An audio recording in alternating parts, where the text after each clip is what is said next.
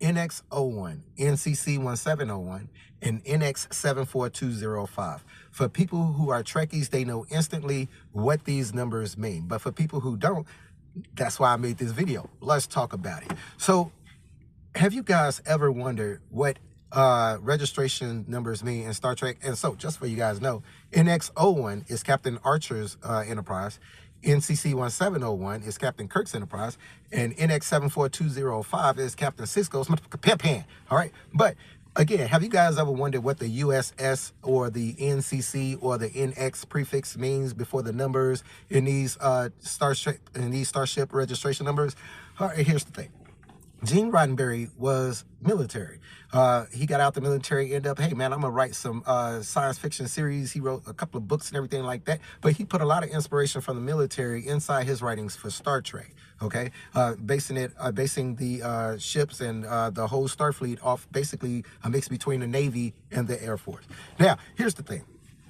When you talk about registration, the simplest way I can explain it is this.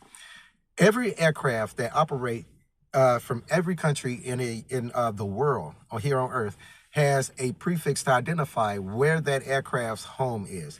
The prefix for the United States is the letter N, November. All right. So if you see an aircraft and you're around the world somewhere and it has a prefix N, that plane is going to end up in the United States because that is its home. I think Japan's is J. Europe will have a different one. The countries in Africa will have different prefixes on their particular registrations.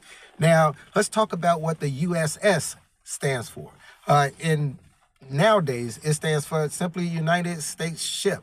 But in Star Trek, it stands for United Spaceship or United Starship, more accurately, I should say.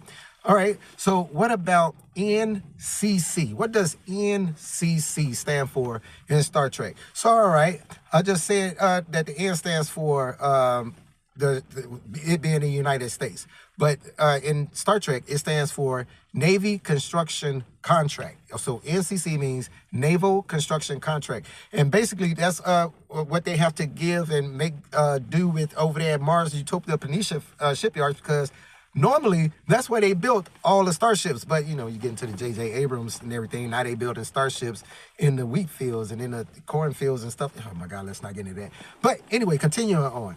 Now, let's talk about the X. X simply means experimental. So in today's aircraft, you'll have something like a XF this, a XF2, meaning experimental fighter or experimental whatever. Now, in Star Trek, you have two different types of classes of ship that carry the X designation. You have prototypes and you have experimentals, all right? The easiest way for you guys to understand which is which, the Enterprise had Enterprise NX01 had a prototype Warp 5 engine, all right? So that was an NX prototype.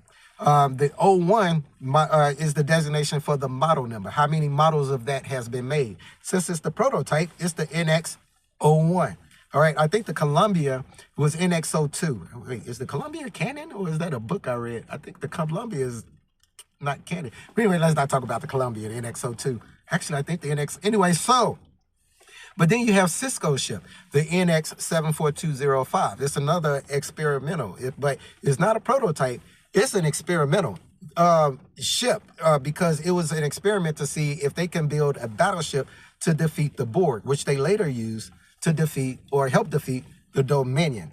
All right. So now let's see. Did I cover everything? USS, NCC, and then the numbers. Now let's talk about the last part of the registration. So like NCC 1701, no bloody A, no bloody B, no bloody C. Now, what does the A, B, C, and D and all that stuff mean?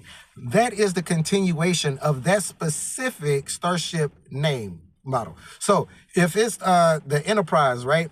And that Enterprise get decommissioned or get blown up or something like that, then it'll be the next one that's built would be the A version or the B version of that model with that bear that name. Okay, so that's why the Yamato isn't a, NCC something, something, something, A. It's just whatever it is. Because now if when the Yamato got destroyed, I'm pretty sure if they made another Yamato, it would be the Yamato's registration number in A or B. So I hope I answered all of you guys' questions. I hope you guys found the video interesting, learned a little bit about Star Trek registration numbers on Starship. So now when you guys look at them, y'all can be like, I know what that means. Yeah, okay, just take care, be cool.